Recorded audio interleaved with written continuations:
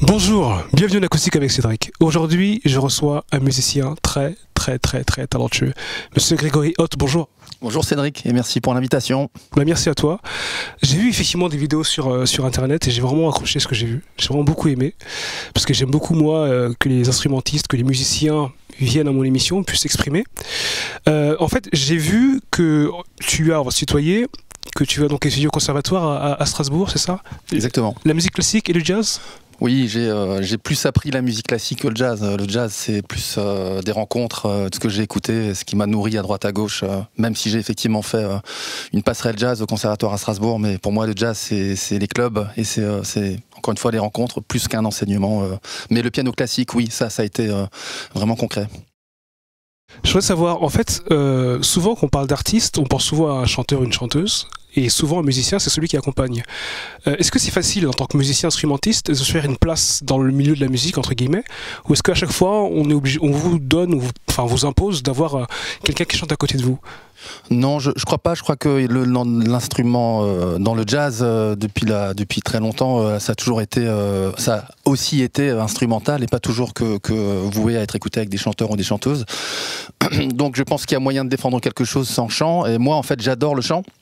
Mais je suis absolument pas chanteur et j'essaye, mon message à moi, humble message, c'est d'essayer de traduire ce que je ressentirais en termes de chant, en termes de mélodie, par le prisme du piano en fait.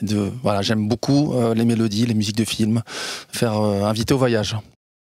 J'ai vu que vous avez fait donc des tournées dans le monde entier, vous avez joué dans pas mal de pays, et vous avez aussi fait la première partie, ou les premières parties de Monsieur Ray Charles, c'est vrai? Oui, exactement. Est-ce que vous pouvez un peu nous parler de ça? Parce que Ray Charles, je suis vraiment fan. Ouais, c'est avec une chanteuse américaine qui s'appelle Lisa Doby, qui vit en Alsace, près de chez moi, et qui avait été repérée par le staff de Ray Charles, également d'une rencontre, et on a eu l'occasion de faire les 2 dernières dates de sa tournée française, je crois que c'était en 2000, ici à Bercy, et puis à Lyon, à la Altony Garnier. Bah, c'est indescriptible comme émotion. On a l'impression d'être. Enfin, c'est un rêve éveillé. En plus, moi, j'ai beaucoup écouté Ray Charles étant gamin. Donc c'est gravé dans le marbre. Il y a pas grand chose à dire.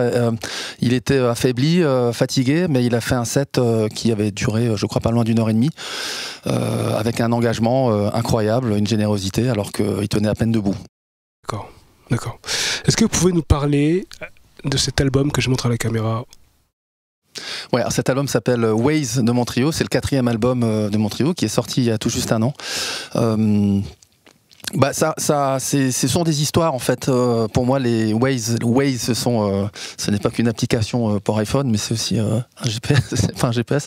C'est des routes, c'est des chemins de traverse, et c'est ce qui me plaît dans la musique. Et je pense que je ne sais même pas si je peux me définir comme étant musicien de jazz, parce que l'étiquette, je suis pas trop étiquette en fait. En même temps, dans le jazz, on y met ce qu'on veut. Et donc, il y a des choses qui sont très jazz, d'autres plus empreintes de musique classique, de pop.